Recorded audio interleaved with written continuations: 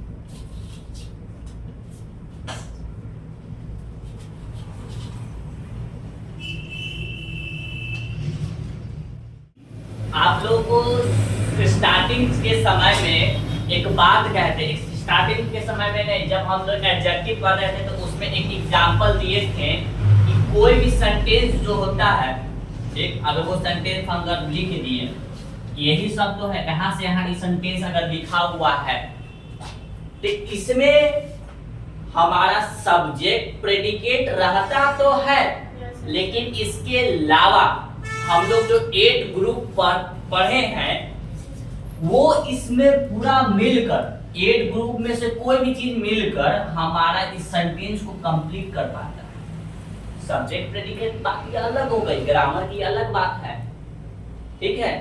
लेकिन यहाँ पर बात इसका है कि इस 8 वाले जो ग्रुप है, noun pronoun verb adverb preposition conjunction, ये जो पूरा 8 ग्रुप है, इस 8 ग्रुप में से वो कुछ भी चीज मिलकर तुम्हारा सेंटेंस को पूरा करेगा।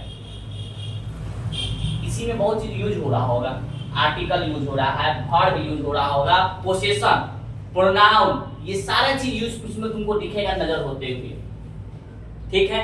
लेकिन हम लोग जो इस चैप्टर का स्टार्टिंग कर रहे हैं, उस चैप्टर का नेम क्या है, वर्ब। और वर्ब को हम लोग भली भांति इसका हिंदी भी जानते होंगे, जिसको हिंदी में हम लोग कहते हैं क्रिया।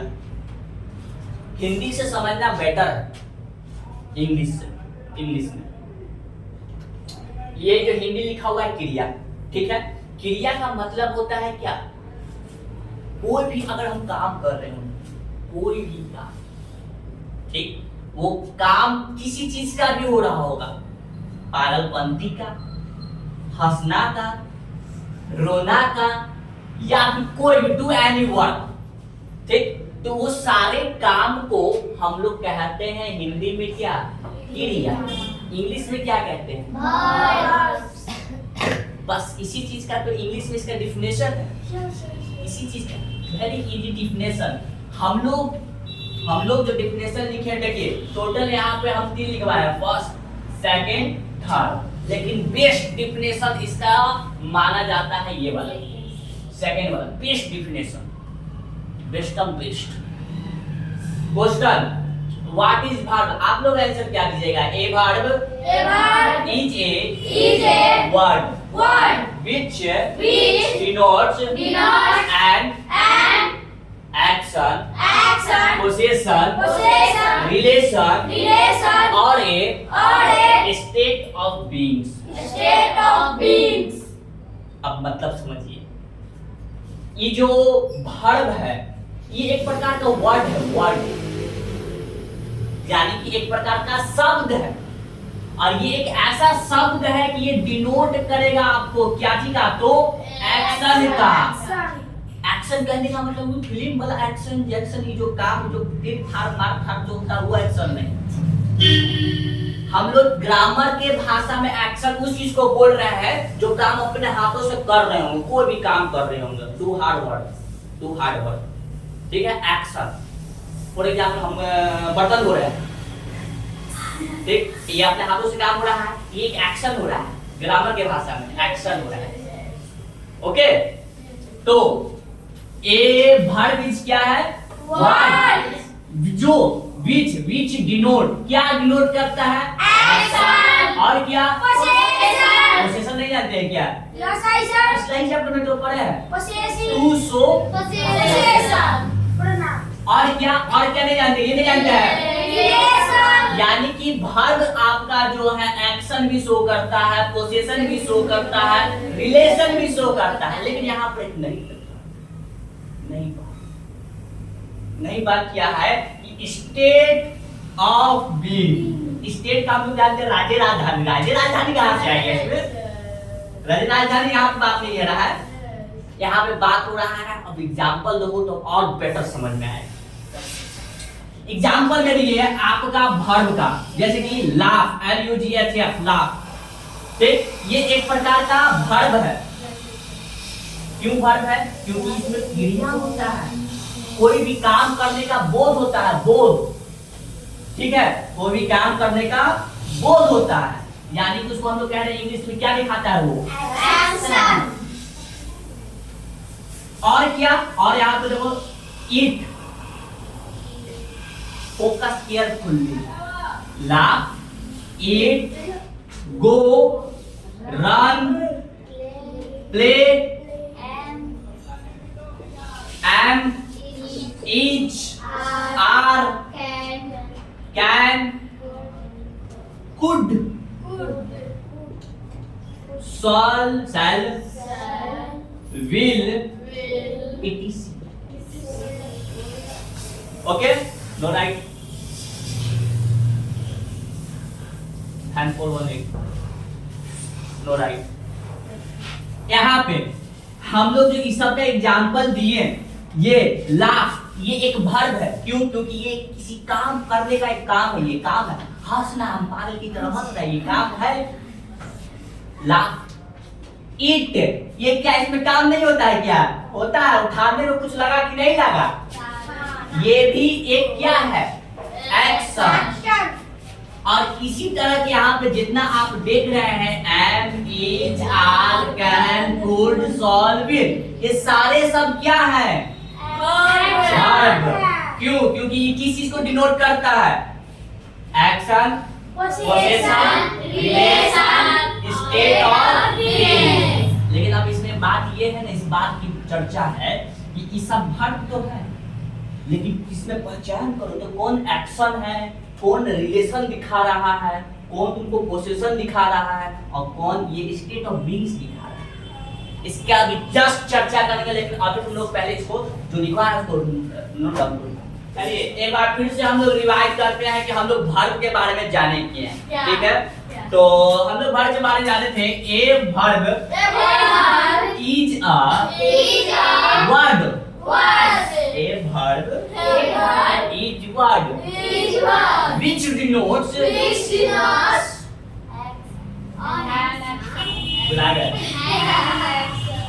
an action, possession, relation or a state of beings। यही आपका वर्ब है। ठीक है, वर्ब किसका बोला गया ध्यान से रखें।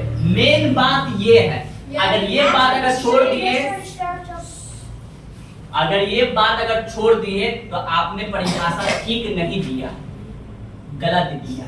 ऐसे आप लोग ये भी बोल सकते हैं, जो आपको इच्छा लगे, लेकिन बेहतर ये है याद करने में। ठीक है, समझने में भी बेहतर ये है। तो इसमें जो बात कहा गया, जैसे कि ये सारे जो एग्जाम्पल थे वो क्या चीज के एग्जाम्पल है, वर्ब के। और हमने यहाँ पर देखा कि वर्ब या तो डिनोट करता है एक्शन को, या तो डिनोट करता है पोजीशन, या तो रिलेशन, या तो स्टेट ऑफ बीइंग। इसी का कुछ सेंटेंस यहाँ पर लिखा हुआ है। ठीक, अगर एक्शन की बात हो रही होगी तो उसमें कोई काम हो रहा होगा अपने बॉडी से, कहने का मतलब जैसे कि ये चिल्ड्रन प्ले, तो यहाँ पर जो प्ले हो रहा है क्या चीज, छोलनी से होता है क्या प्ले? नहीं ना, तो क्या चीज से होता है प्ले? तो यहाँ पर ये जो है ना, ये आपका प्ले, ये एक वर्ब है, VERB वर्ब, जिसको आप लोग सिर्फ डिनोट कर सकते हैं क्या चीज से, भी से। Only for next sentence, the man was walking. यहाँ पे दो वर्ब आया है, एक वॉकिंग भी वर्ब है और वाज भी वर्ब है। याद करो वो दिन जिसमें हम तुमको बताए थे कि कोई भी सेंटेंस जो होता है subject plus verb plus object से बनता है। याद आया? ई जयमाल का यूज नहीं बता रहे हैं, हम ये बता रहे हैं कि कोई भी सेंटेंस बनता है सब्जेक्ट वर्ब प्लस ऑब्जेक्ट। आप ये जो वर्ब देख रही हो सब में यूज होगा, अगर वर्ब नहीं तो सेंटेंस नहीं। अंडरस्टैंड? इसीलिए यहाँ पर ये जो देखे वाज वॉकिंग, ये आपका जा रहा है क्या चीज में, उसके बाद देखो यहाँ पे स्ट्राइक्स, ये भी आपका क्या है, स्ट्राइक्स का मतलब समझती हो? तो मत समझो। आई वाज टॉट, यहाँ पर वाज और प्लस में टॉट, ये आपका क्या है, और इज दैट क्लियर? आप देखो, हाँ या ही विल कम। अच्छा इस पर बताओ तो कौन कौन वर्ब होगा, विल और कम। लेकिन जरूरी नहीं कि सब में दो ही हो, एक भी हो सकता है। जैसे देखो सीता इज टॉल, यहाँ पर ई जो वर्ब है ये अलग वर्ब है, ये आता है स्टेट्स ऑफ बीइंग। यहाँ पे देखो दे आर, जो शुरुआत और से हम लोग दे इज आर एम का यूज कर रहे थे, ये एक वर्ब था और ये एक ऐसा वर्ब है जिसको कहा जाता है state of being. Is verb, are verb, इसमें बताओ तो वाली for was verb, yes. He was a poor man, कहाँ टेल,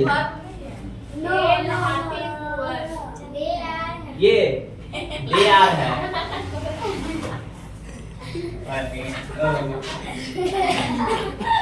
इस सेंटेंस में आओ जी, इस सेंटेंस में रिलेशन को शो कर रहा है और पोजीशन को शो कर रहा होगा। पहला आई हैव ए कार, इसमें वर्ब क्या नजर आ रहा होगा, नो ओनली फॉर हैव। ये जो है आर्टिकल में चला जाता है,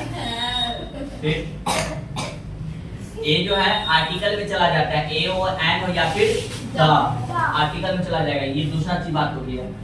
इस सेंटेंस में देखिए क्या हो रहा होगा, हैज, ये है आपका वर्ब। ओके, उसके बाद और यहाँ पे देखो ए किंग हैड 3 क्वींस, क्या है, इसमें रिलेशन को दिखा रहा है, relation. The poor man has no money, यहाँ पर और यहाँ पर ये वाई शॉर्ट बताते हैं, शॉर्ट वर्ड बताते हैं। जो भी वर्ब होगा ना, जो भी वर्ब होगा अगर वो एक्शन वाला होगा, फिर से सुनो, जो वर्ब होगा अगर वो कौन वाला होगा एक्शन, तो उसके लास्ट में लगा हुआ होगा ING। उसको डायरेक्ट बिना देखे हम लोग कह सकते हैं वो वर्ब होगा।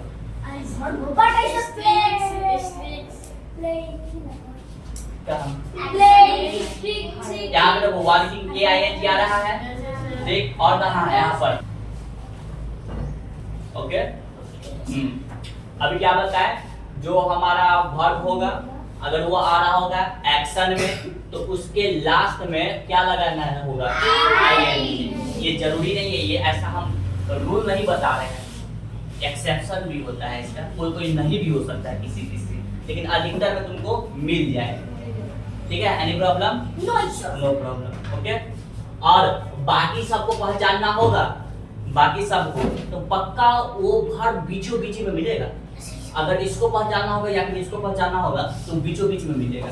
देख लो, बीच में बीच में बीच में बीच में बीच में बीच में बीच में, तो वर्ब को पहचानना बहुत ही इजी है, ओके।